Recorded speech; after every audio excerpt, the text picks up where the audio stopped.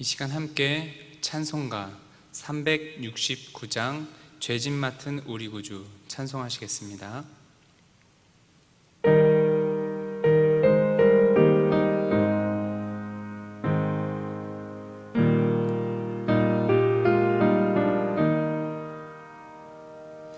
죄짐 맡은 우리 구주 어찌 좋은 친구인지 걱정 근심 무거운지 우리 주께 맡기세. 주께 고함 없는 고로 복을 받지 못하네. 사람들이 어찌하여 아랠 줄을 모를까. 시험 걱정 모든 괴로 없는 사람 누군가. 부질 없이 낙심 말고 기도드려 하래세. 이런 진실하신 친구 찾아볼 수 있을까. 우리 약함 아시오니 어찌하니 하랄까. 근심 걱정 무거운지 아니 진짜 누군가. 피난처는 우리 예수 주께 기도드리세. 세상 친구 멸시하고 너를 조롱하여도 예수 품에 안기어서 참된 위로 받겠네.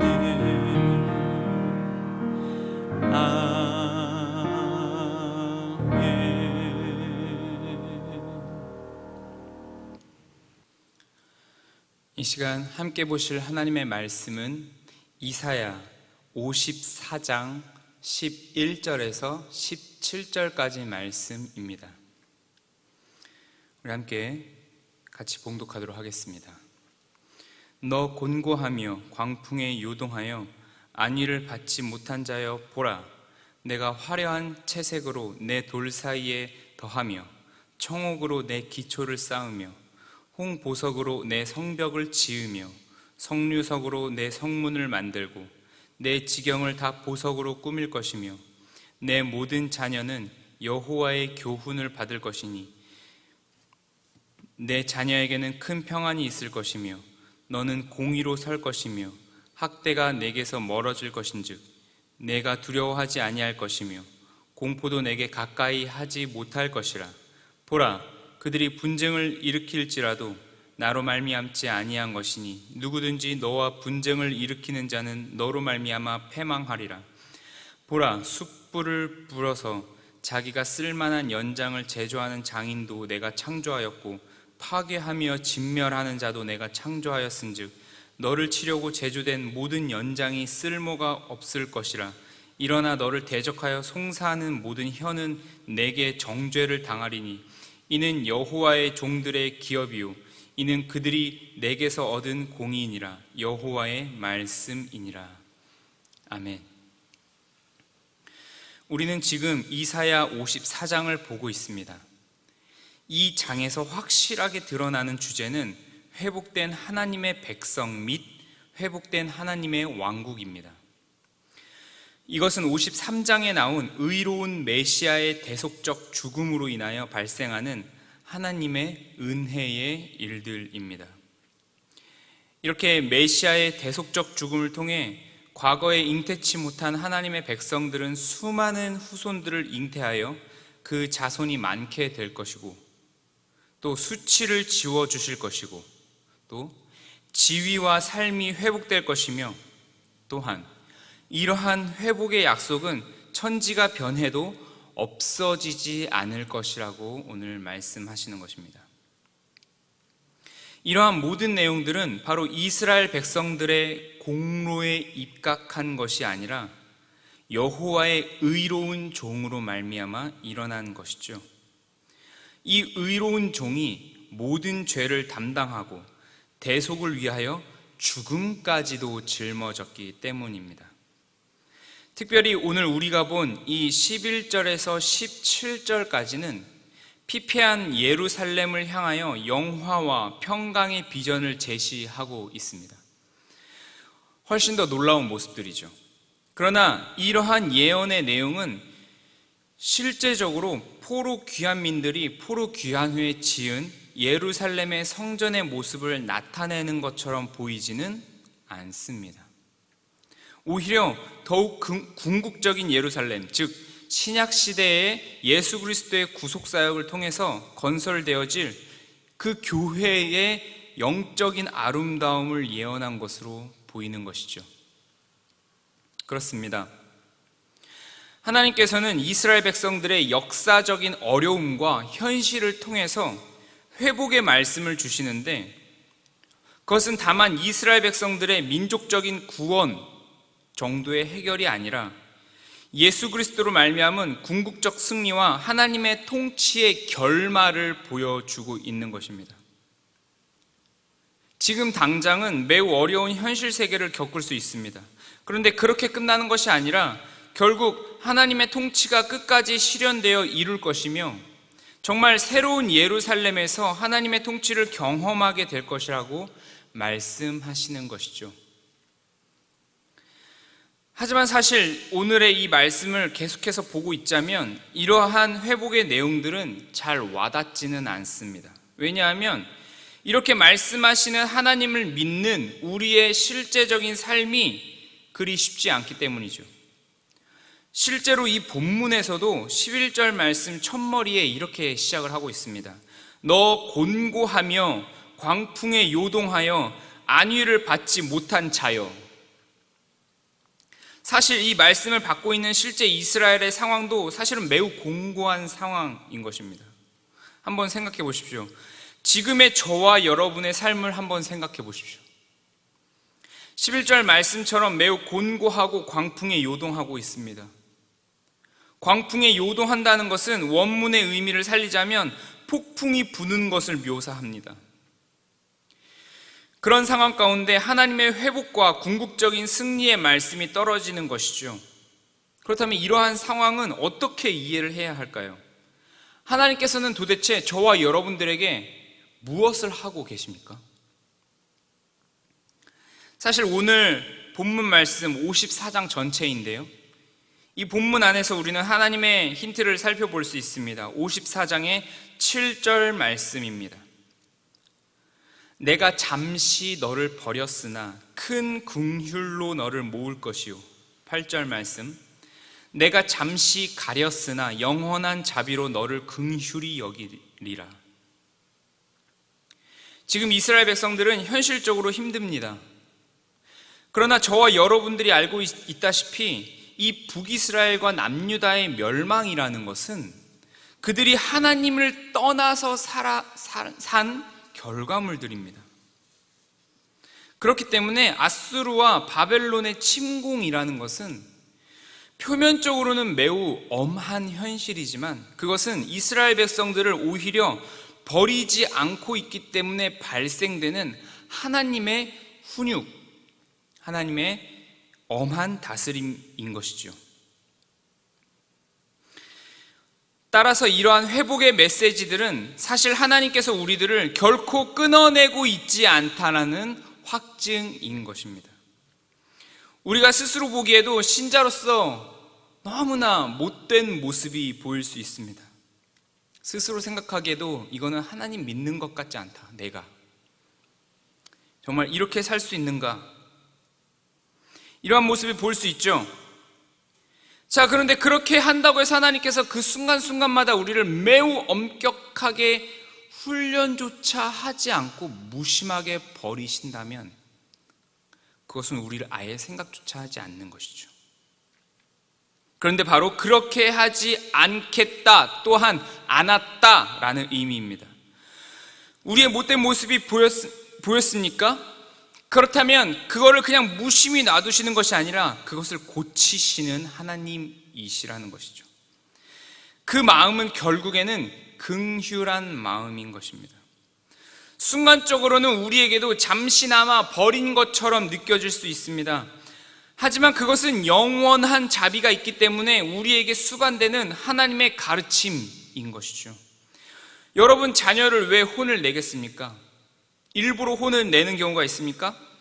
자녀가 훌륭하지 않고 철이 없으면 부모의 마음은 타들어가는 것입니다. 왜 그렇습니까? 그 동기는 바로 사랑에서 출발하기 때문에 그런 것이죠. 우리는 순간적으로는 너무나 무서운 부모님만 보입니다. 고통스러운 시간만 느껴지지요. 우리의 현실적인 상황을 한번 생각해 보면 매우 편합니다. 전능하신 하나님을 우리에게 두었다는 것은 단지 우리가 느끼기엔 그냥 나 행복하게만 해주십시오 라고 느끼는 것 정도로 끝나는 경우가 너무나 많습니다. 그러나 그렇지 않습니다. 하나님은 우리의 주변 환경을 보시기도 하지만 우리 자체를 보시는 것이죠. 이스라엘 백성들이 하나님을 알 때까지, 진심으로 그 하나님을 경험하고 알아갈 때까지 하나님께서 이 작업을 멈추지 않으시는 것입니다. 그 열심이 어느 정도일까요? 그의 독생자를 보내시기까지 하나님의 자녀들을 훈육하시는 것이죠. 지금의 현재 우리들도 그렇지요. 이 회복의 말씀은 하나님의 마음은 처음부터 우리들을 향하여 화만 내고 끝내버리기 위하여 시작한 심판이 아니다, 이렇게 이야기하는 것입니다. 그렇다면 지금의 심판과 이 어려운 상황은 우리의 무언가를 바꾸고 있다라는 것이죠. 우리 안에서 하나님이 무언인가를 바꿔나가며 하나님의 뜻대로 우리가 생각하도록 바꿔나가고 있다라는 것이죠. 바로 그것을 이 회복의 말씀, 이 구원의 말씀들은 바로 반증하고 있는 것입니다. 단순히 고통을 없애주겠다, 단순히 어려움에서 해결해주겠다, 그 정도의 것이 아니라 이 고통은 너의 생각을 바꾸고 있다. 그러니 이 고통이 전부가 아니다. 이 고통은 단순히 고통만을 주기 위하여 너에게 있는 것이 아니라 우리들이 하나님의 자녀로서 훌륭해지기 위하여 존재한다. 그러니 이것이 끝이 아니다. 너를 통해서 하나님의 통치는 계속 드러날 것이다. 이렇게 오늘 말씀하고 있는 것입니다. 그러니 이사야서의 회복의 말씀을 다시 한번 생각해 보십시오. 이 회복의 말씀은 현실이 바뀔 것이다, 그 정도 수준의 간단한 이해를 주지 않습니다. 우리는 누구 손에 붙들려 있는지 다시 확인해라를 생각하게 하는 것이죠. 원래 트레이너 손에 붙들려 있는 선수는 그의 하루가 고단한 것이 당연합니다. 자기가 하고 싶은 대로 살지 못하고 트레이너에게 붙들려 고된 훈련 과정을 편하지 않게 소화해 나가죠. 그러나 그 과정 자체가 이 선수에겐 엄청난 영광인 것입니다. 결국 이 트레이너는 선수를 훌륭하게 만들어 놓는 것입니다. 그러니 오늘 다시금 우리는 생각해 봅니다. 나를 붙들고 있는 하나님은 도대체 어떤 분이시길래 나에게 이렇게도 전력을 쏟으시는가? 이 세상 전부를 쏟아 부어 나에게 하나님 자신의 생각과 마음을 가르쳐 주시는구나. 바로 이것입니다. 이 작업이 오늘도 일어나는 것입니다. 그러니 오늘도 우리는 어떤 의미로는 매우 편하지 않는 하루를 살게 될 것입니다. 그런데 그 하루는 우리에게는 매우 쓴맛이지만 건강해지는 시간이 됩니다. 그 시간으로 인도하시는 것이죠. 그러니 그 오늘을 살아가는 우리들이 되었으면 좋겠습니다. 너무 힘들어서 눈물 날 때도 있습니다. 그럴 땐 서로 위로하며 도와주십시오. 주님께서 하실 것입니다. 그러니 그 하루를 사시는 저와 여러분, 그리고 정말 쓴맛이지만 그 시간을 통하여 건강해져서 하나님의 생각이 우리의 삶을 통하여 나오게 되는 그 오늘의 하루를 살아가시는 저와 여러분 한순간 한순간이 되기를 주님의 이름으로 바라겠습니다. 함께 기도하겠습니다. 사랑해 주님, 참으로 감사드립니다. 하나님의 회복의 말씀을 오늘 다시금 살펴보았습니다. 이 말씀들이 때로는 우리가 겪는 현실적인 상황과 너무도 차이가 있는 것처럼 보입니다. 그러나 우리의 현실이 하나님의 일하심보다 더 높지도 더 강하지도 않음을 고백합니다. 그 하나님의 주권적 일하심 속에 우리의 현실은 우리에게 하나님의 마음을 담아내는 귀한 시간이 될 것임을 다시금 믿음으로 고백하며 나아갑니다. 그러니 주님, 우리에게 오늘의 하루를 살아갈 수 있는 주님의 음성과 마음과 생각과 위로를 부어 주시옵소서. 감사드리오며 예수님의 이름으로 기도합니다. 아멘.